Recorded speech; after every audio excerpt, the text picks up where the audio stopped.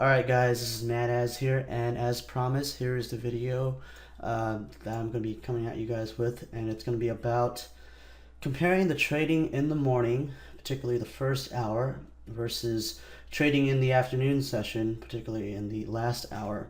So I really wanted to make this video and touch up on this topic because I've been noticing a very peculiar pattern in my trading the past couple of weeks, and actually this pattern has recurred over and over again. But for whatever reason, I just can't seem to register, and it's totally my fault for this. And definitely, this is something that I'm going to be working on moving forward.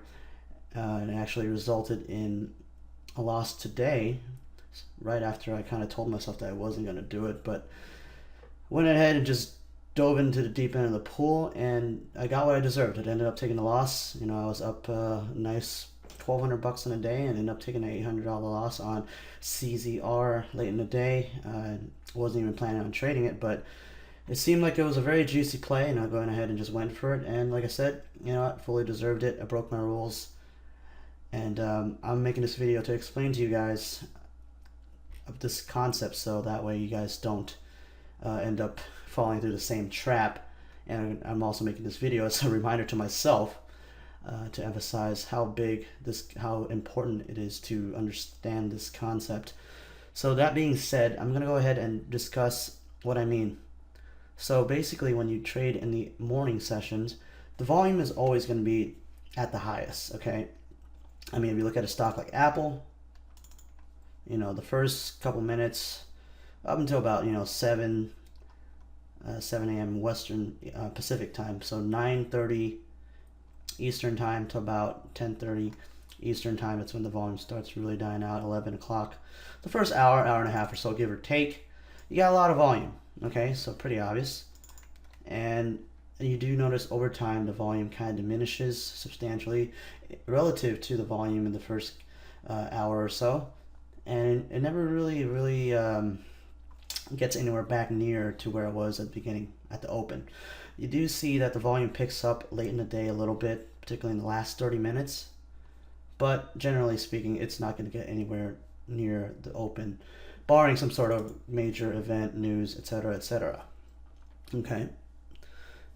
And the reason why I want to really point this out is because in the morning, volume always denotes money, okay?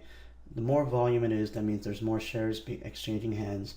That means there's more money, liquidity, money that's being thrown at the stock, okay? Low volume means there's less money being thrown at the stock, less dollar volume, okay? So why is this important? So when there's high volume, it's very difficult or it's more difficult, I would say. I wouldn't say it's very difficult, but it's more difficult for, say, somebody who wants to manipulate the price of a stock to do so, because obviously the more volume there is, the more money you need to have to manipulate the stock to do whatever you intend it to do. So it's very difficult if Apple, a stock that's trading over $120, trading 8 million shares, you know, you're talking about $900 million in the first 3 minutes alone. It's very difficult for somebody, unless you got billions of dollars, to try to manipulate this stock. However, when Apple is trading less than a couple 100,000 shares, obviously somebody with, you know, hedge fund level money, a couple $100 million or what have you, could put up a fake bid, fake ask, or play some use the market makers to, you know, manipulate the stock in their favor. It's a lot easier because there's less money. There's less money being thrown at the stock when there's lower volume. It's much more difficult when there's higher volume. This is why it's not ideal for somebody to trade into low volume, trade into a grind. Okay, it's only you have an edge when there's volatility, when there's volume, liquidity. Not just because you can get in and out easily, but because it's less likely that the stock will be manipulated by whoever it is, market makers, hedge funds, what have you. Okay, I mean, how often do you see yourself in a position where maybe you're looking to short a stock in the middle of the day, maybe around lunch hour, and all of a sudden you get some fake bid and it props up the stock and then it starts ramping up and you're pretty much rushing to cover, ending up in a loss. Sometimes the chart looks great, but all of a sudden you see this random big bid show up and people start freaking out and they start covering their positions, and as a result you get squeezed. On top of that, you know, how many times have you seen yourselves in a long position and all of a sudden a big ass decides to pop up and then, you know, all of a sudden the stock just tanks on you? I've seen this happen way too many times to myself as well, and that's why I'm making this video, to get this point across, is that the edge, and this is a word you hear me say a lot on Twitter, edge, which means the advantage that you have, diminishes substantially when the volume is a lot lower. So basically, your edge is at its maximum, generally speaking. I wouldn't say definitively, but generally speaking, you have the biggest edge in the first hour, hour and a half or so, because the volume is the highest, and therefore it's less likely for the stock to be manipulated as easily by the market makers. Can they still manipulate it and find a way and do so? Sure. But is it more likely to happen? No. And I log my trading every day on my Excel spreadsheet. I make notes and stuff. I'm generally profitable in the first hour or so, over 90% of the time. And most of my losses occur within the last hour or so. Okay? That's because the volume is substantially lower and I'm stuck playing in a game where I have no edge. I mean, think about the times where, if you've ever tried to play chess against a computer, okay, on a moderate or a very difficult setting. I mean, what are the odds of you actually winning? It's pretty difficult, right? The same thing here. Why make it difficult on yourself? Just find the time where you have the biggest advantage or edge, make the money, and then just sit on your hands. Now, if there's a great setup later on in the day, I'm not saying to just completely avoid it, but just understand your risk and understand that your edge may probably will be less than your edge at the beginning of the day, just because of this very fact that the volume is low. Okay? Also understand that when the volume is high, there's a lot more emotional traders involved, and that's where you can find an edge too, taking advantage of the emotional traders that are making human errors. When the volume is low, I mean, who knows? This could just be the computers trading back and forth, and they're just gonna, you know, take out stops over and over again, shake you out, and you're just gonna end up getting caught in the grind and shaking out your profits from the morning, which has happened to me way too many times, especially in the last couple of weeks. Okay, so I'm gonna go ahead and give an example of a couple of stocks that really screwed me up, and they were really silly mistakes, and all I really had to do was just avoid trading it, and I would have been completely fine. I would have a lot more money in my account. So today, obviously, CZR. So CZR had some bad news today. Stock tanked from 7, had a couple of volatility halts here. As you see this huge gap, went to 3.3, and then it bounced all the way back to 5.5. Now, do you understand that this happened more pretty much in the last hour of the day? Okay. And like I said, usually in the last hour of the day, funky stuff starts happening. Okay. Although the volume is great here, the last hour of the day usually is when hedge funds typically try to rearrange their portfolio to do whatever they have to do. You know, they usually start manipulating stuff just to get whatever it is they want done with the stocks, and that's, I kind of noticed that usually in the last hour it's very difficult to find an edge. It feels like the algorithms just completely take over, and definitely the algorithms were in full force here on CZR. Just take a look at this stock, dropping from 7 down to 3.3, and it bounces to 5.5. And what does it do after that? Typically a stock that makes a 60+% move like this would probably have a nice, you know, little volatile moment. But what happens here on CZR is that it just starts grinding down really, really slowly. Okay, particularly in this area right here. Let me zoom out here. particularly right here. Stock goes from 3.3, bounces to 5.5, and it just gets stuck here, absorbing a ton of shares between 4.7 to about 5.4, 5.5. I mean, a stock that makes a move 60%, typically in any other part of the day, would probably have a nice dip back down. Even if it ends up closing around 5 in the end, you should have some nice volatile moments. But what happens here? This thing just starts grinding up. You know, if you get caught shorting into this, you're going to get ripped on. And then it starts grinding down. And if you were watching the level 2 on CZR during all this, you would notice that there are a lot of big bids that randomly popped up that kept holding up the stock. And a lot of big bids kept saving it, even though there are moments where it looks like it was going to tank. The big bid would just come in and save it. And there was definitely some sort of algorithm. You don't know what you know the intentions are of the guy that's running this algorithm, or whoever it is that's trying to manipulate the stock. Maybe he's trying to cover his position. Maybe he's trying to prop up the stock so he can sell some of his longs. Who knows? Okay, but either way, there was definitely some funny business going on here, and I could have easily just avoided this stock, or at least at the very least waited for the move at the end where it finally decided to make somewhat of a move lower.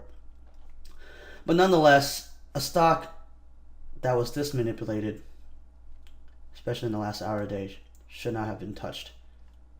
As a result, I got caught short a little bit, ended up with a loss. So lesson learned, definitely avoid this kind of stock. Typically, like I said, any other part of the day, it would make a kind of move where stocks goes down, goes back up, goes back down, kind of oscillates around a little bit before settling finally. But in this case, you kind of see the stock just kind of go up, and then it just grinds down and it kind of goes flat. And like I said, it was due to some manipulation on the level 2. And if you were watching the stock, you definitely saw that. Another example was Lite yesterday. This is another one that I got stuck in. This is today's action. Once again, taking place more or less in the last hour or so. This is a stock that was at $1.16. It tanked pretty much all the way down to 7.7 with very, very minor bounces in between. I mean, a stock dropping over 50% intraday, typically in any other day where there's will be less likely of a chance, less likely of a chance of a manipulation. Sorry. Usually the stock would kind of oscillate a little bit, you know, go up and down, not just straight down like the way it did here. This thing barely bounced. And then if you watch the level 2 on this one, you would also notice that the ass just kept refreshing. Every time it looked like it was going to bounce, the ass would just pop up and just hold it back down. And that is definitely something that pretty much happened with the CZR, except on the long side. Okay, if you wanted to short CZR, the bids kept propping it up, and if you wanted to bounce lock, the ass kept holding it down. Again, a pretty obvious manipulation, and again, this is something I typically notice toward the end of the day. Okay, I'm not saying that it can't happen any other part of the day. I've seen it happen definitely for sure, but it's more likely to happen at the end of the day. So definitely, this is another one I could have avoided. A lot of people definitely tried to bottom pick this, and they got burned, undoubtedly. A very difficult one to play, but if you recognize the level 2 kept refreshing with the big ass, it was definitely a sign not to bother to play the bounce on this. And it really sucks because this is a really nice downward move. It's very difficult for anyone to want to chase this down. I mean, you don't want to risk a chance where it just bounces back and you get screwed several dollars per share. But a lot of people try to bounce this and it didn't work out. Okay. Another example, FELE. So let me just pull up the chart on this one.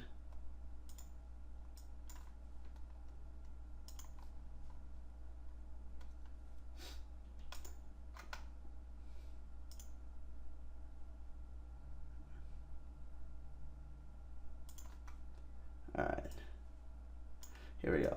So FELE on this day, which was July 10th. This was another one, late in the day once again, 3 o'clock. Stock goes from 22 all the way up to 30, talking about over a $7 move. Not much of a dip, right? There was some news, bad news. Stock halted, resumed down $9 or whatever. And then it pretty much just goes up, and a lot of people undoubtedly try to short this. Pretty sure they saw like a nice $6, $7 move. They tried to short this. I was one of them.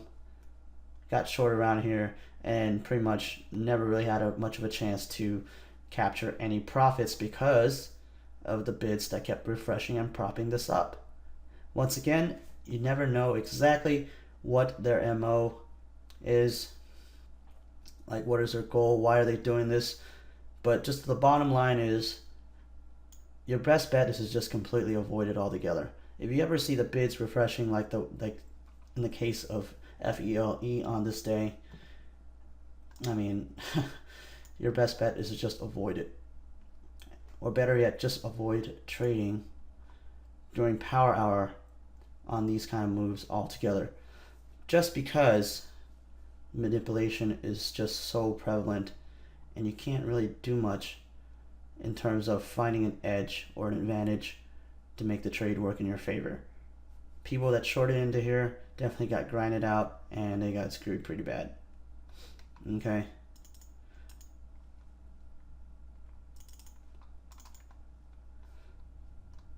So those are the couple of examples that I had. So basically I just wanted to really get this point across because it's just very difficult to find an edge late in the day. Number one, it's just because the volume is substantially lower than the open. So these apply to stocks that aren't, news driven stocks. The examples that I showed were news driven stocks. But when the stock's trading on lower volume, like first example, a stock like Apple, good volume in the morning and late in the day, volume is not as high as the open. You start getting this kind of grinding action. You might want to avoid that kind of action because typically late in the day, like I said, the hedge funds like to kind of rearrange their portfolio, and as a result, there may be some manipulation that can eliminate the edge for the retail trader sometimes really substantially. In the case of the stocks that do have volume, like I said with CZR, there's just simply way too much manipulation sometimes because you don't know what's going on here. Maybe sometimes the stock halts, or maybe sometimes there's bad news or good news that can affect the stock during the halt. Sometimes you get maybe somebody that's trying to cover a big position. Maybe sometimes there's a guy trying to sell a big position, and it kind of screws with the natural movement of the stock, and you get this weird kind of stalling action that you normally wouldn't see typically on any other stock on any other given time.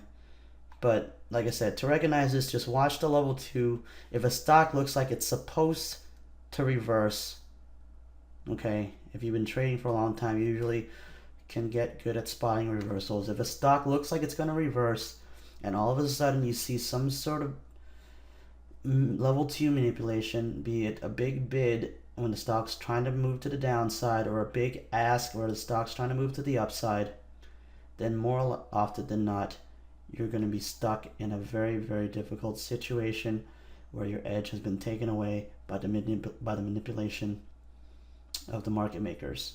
And like I said, it's very difficult to kind of put your finger on what their goal is and what their objective is with regards to manipulating the stock. Like I said, it could be anything. But the bottom line is the best thing you should do is to just avoid them, to avoid getting frustrated, get into that add kind of scenario where you just screw yourself, dig yourself a deeper hole. I mean, if you kept adding shares on lock yesterday, I mean, you would have been screwed big time, right? Pretty sure a lot of people did that. So I know this is a lot of information, but just to recap, the edge is maximized when there's a lot of volume because it's more difficult to manipulate the stock. More volume means more human traders. Computers have less control, and a lot more retail traders means a lot more human emotion, a lot more human error. It means that you can find an edge a lot more easily in these time periods, in the first hour and a half or so. Lower volume means the computers take over, the algorithms take over, means very difficult to find an edge. I'm not saying it's impossible, but it's just a lot more difficult in the morning, and why make life difficult for yourself? Okay? And during the last hour, if there is volume, such as a news-driven event, such as in the case of CZR, be on the lookout for some sort of level 2 manipulation, fake bids, ask, or even a real bid or ask that keeps just showing up, keeps refreshing, prop up the stock or hold the stock down. Okay? Like I said, don't be stuck playing chess against the computer on hard mode. Okay?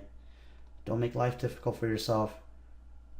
Definitely, it's a lesson that I learned the hard way in the past couple of weeks, and if I kind of adhere to my rules, I would definitely have a lot more money in my account right now.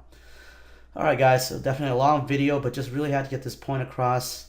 Hopefully you guys got the gist of what I wanted to say. I know it was a handful, but if you guys have any questions, just hit me up on Twitter. And that being said, thanks a lot for watching, guys, and hopefully we'll get some nice plays as we head toward the end of this week. Alright guys, thanks.